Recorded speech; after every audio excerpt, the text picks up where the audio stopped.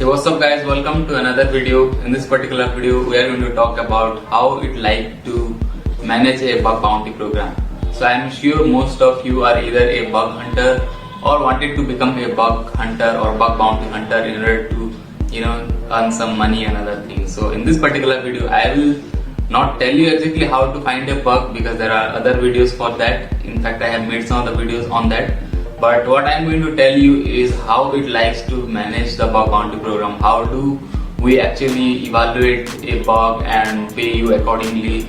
How an organization basically manage a bug bounty program. So those kind of information you are definitely going to get. So do watch this video till the end to get the complete idea, right? And also if you have any query or anything, like most of the people ask, saying like, okay, I have found some bug on this particular website. How do I manage or how do I actually report this issue? So those kind of questions are also going to get answered through this particular video.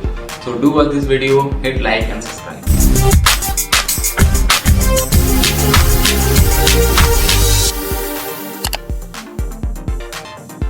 So to begin with, let's quickly talk about what exactly is a bug bounty program. So a bug bounty program is basically an way or maybe one of the methodology by which you get your application pen tested by external security researcher or maybe even different web application security expert or even whatever product you have. People will come and test your product, and if they find some vulnerability that is basically not founded by you or maybe by internal team or maybe by the developer have made some of the really stupid mistakes, then that will get caught by this external researcher and they will basically report the issue to you. You have to evaluate it and pay them some bug bounty. Even some people do some swag, all of them, and different methodology to handle it. So this is quickly information about what exactly is a bug bounty program. Now let's talk about how it basically manages in an organization. Now typically in different organization there are different teams like red team. There are like internal pen tester. They have like some of the guy who handle the threat modeling part, some of the guy who handle the SDLC cycle, the software development life cycle. When I say SDLC cycle, it's like from the scratch planning about the application to till the end it passes through and get released or maybe publicly available for others to accessible. So this is the entire cycle. This is or SDLC or software development life cycle. There are different models to it, like waterfall model and all this. So I'm not going to talk about that much in this particular video, but our primary attention to know is like what are the different stages one application has to go in order to get released to the public. So the first thing that you will have typically like planning of the product, architectural review, threat modeling. Then once the product is ready, there will be some of the functional testing. Then they will have some of the security testing, which typically comes in the end, which I really don't like. Even nowadays, different organizations are moving towards making software or security as a part of the SDLC base, right? So that's a little bit theoretical. Let's jump into the practical idea. Like, so if I have a website, let's say I have a website xyz or infosecurity.com even, and I want my website to get tested by external hacker, then I will just go ahead and use some of the ready-made utilized framework that has been provided by HackerOne or even Bugcrowd. Of course, you can handle by your own internal team, like create a security at xyz.com or infosecurity.com to create your own security handling where different researcher will report a bug. You need to define the scope. Then once you have that particular contact page, you will have to define the scope, like what all items that you wanted to be tested by external researcher. Things like, do you have web application, web services, mobile application, what all things that typically falls into that scope. Now once you define that, then you will have someone to review the bugs those are being reported by external researcher. So what typically the external researcher will do is they will basically come to that particular security page, let's say responsible disclosure. Again, I'm going to talk about responsible disclosure and all those things, what exactly it is, what is zero day, what is responsible disclosure, and all those things maybe in a different video. But for this particular video, let's have some knowledge or idea about, you have a security page where people can contact you and you have defined the scope, and some external guy came to that particular page and he figured out, okay, you are paying some amount or maybe you're delivering some of the swap t-shirt or maybe you are making some hall of fame, then they basically come to that particular page and they will figure out the scope and then start testing. And consider they found some of the vulnerability like XSS or CSRF or SQL injection, all those things. Then they will report in a cleaner way. Again, I would say in the other side of it, like you should make the report as clean as much possible with different links or steps that you have followed. Most of the time that I see, like different security searcher find out XSS bug or maybe even CSRF, but they forget to provide the clear steps to reproduce in a not detailed way. That's where being a reviewer we get confused, like okay, what exactly the steps that the guy has followed, because when I run the CSRF it is not working. Maybe it's at a different particular page where it comes after second stage or third stage. So you need to clearly define what exactly the steps someone has to follow in order to reproduce the bug. And also you need to make sure that you highlight the impact in a really great way, because again that is most of the people don't know. They just simply pop up and they say okay, we just found an XSS. They don't even know if it is an self XSS or something like that. So you need to be very careful in explaining the impact, and once you have those details like URL details, proof of concept details, steps to follow details, and impact details, even if you possible you can calculate the CVSS score and other thing, but that is like more of technical. However, if you are finding some bugs, this is the minimum information that you need to submit.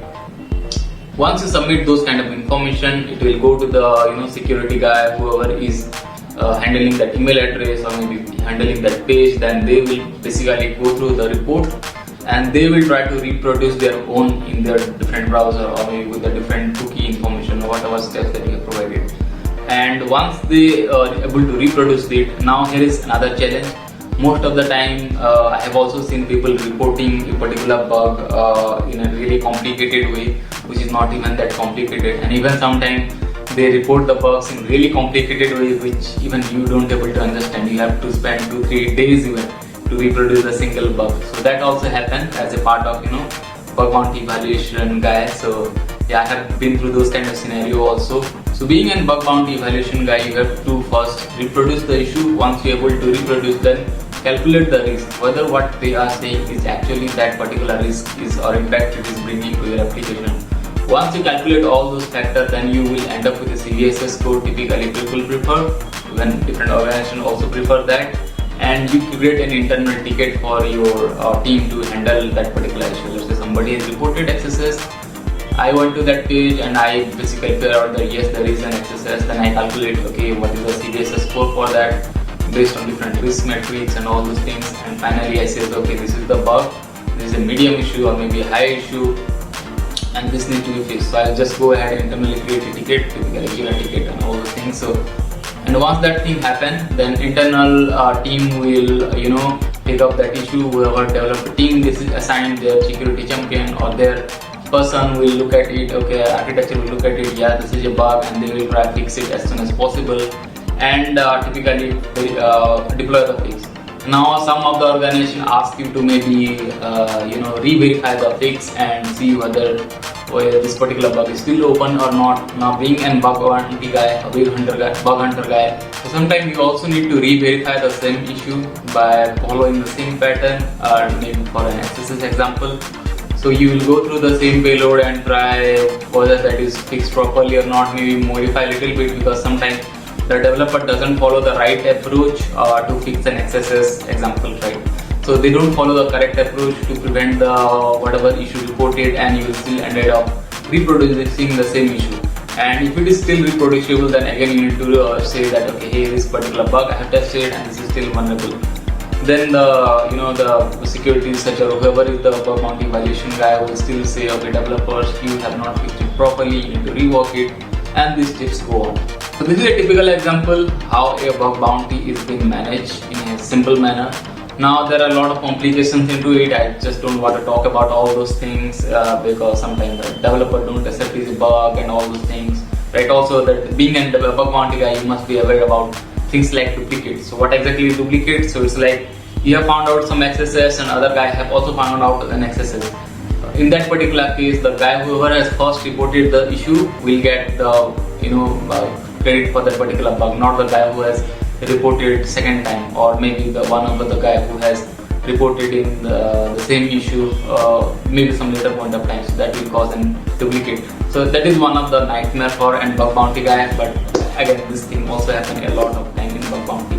Now when it comes to the payout or bug bounty part, typically the security bug bounty handler guy would have typically defines like, okay, you for high bug you will get $500, for medium bug you will get $250, and for low bug you will get $100, things like that. So based on the priority or based on the severity that you have reported, they will amount or reward you with some amount, whatever they have mentioned. Even sometimes I have seen people gaining like double of the amount because they have found some of the remote road execution, or maybe they have shown the impact in a really nice way.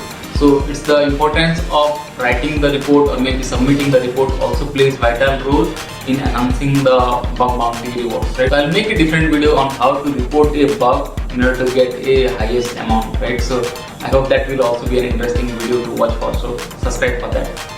Now I hope you would have got some knowledge about how this entire process works. If you still have any query, other thing, like one of the query I remember one of the guy was asking like, okay, I have found some of the URL direction bug in XYZ website, and when I look for their contact page, there is no contact page, or even they don't have the email address for reporting this particular bug. So how do I do that? Now in that case you are actually one of the guy who has found out some issue. You want to help the organization, but the organization don't care about security. So in those kind of scenario, I would suggest you to find out some of the page, or maybe some of the LinkedIn contact, or maybe some way figure out the email address of some of the employee who is working on security of the organization, or maybe he is doing some of the part, because typically they also initiate this kind of process. So they will go ahead and tell that, okay, this is the issue that has been coming to me from the external researcher guy. Or again, the best way I would always say is to follow the email address of the security at xyz.com or things like that, if they have some of the security handling kind of email address. If not, figure out some way to reach out to some people, whoever is working on the security part, and tell them this bug typically exists, why don't you create a bug bounty program for that. Don't give the issue like proof of concept, because this is the remote code execution that is happening, don't leak it, okay, don't do that. But try to report the bug to the organization in different way, or whichever way possible, and if they like it, then they will definitely reward you with some amount. So I hope this video would have helped you gathering all those kind of query. If you still have any query, do write in the comment box. I will definitely try answer. Thanks for watching this video. Have a great